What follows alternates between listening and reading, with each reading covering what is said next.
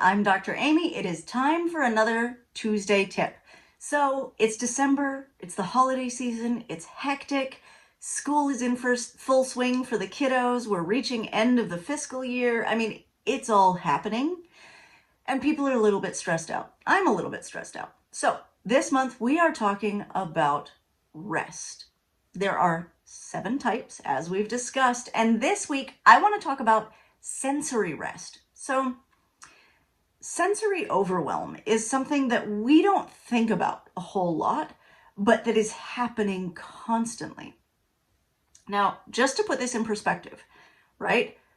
Not only is there TV, social media, computer screens, all of those things, but a century ago, so in 1925, right? About half of the homes in the US had electric lights. Holy crap. I am saying this as I'm staring into a blue lit screen with a halo light around it. And to be perfectly honest, my computer screen, another blue lit screen, is directly behind it, right? Sensory overwhelm. So it is time to rest the peepers, not just the eyeballs. I mean, it's good to rest the ears, everything else. But I want to show you an exercise called eye cupping that is amazing for sensory rest. And if you can do this even 2 minutes in your day, you'll notice a huge difference. It's so neurologically relaxing because your eyeballs are basically hotwired to your brain, right? Like eyeballs are just little brain parts sticking out the front that are nothing but sensory, right? All they do is sensory. So they're literally these 2 sensory stems on big, giant neurological tubes that go directly into your brain. So resting your eyeballs for 2 minutes is like a complete brain break. So eyeball cupping looks a little strange. Make your hands into little cups, right? So they're not flat like this. They're a little bit rounded, so there's a cupped shape. They're cupped. Me. Okay. Plop them over your eyeballs. Now, you look a little like an alien. Totally okay.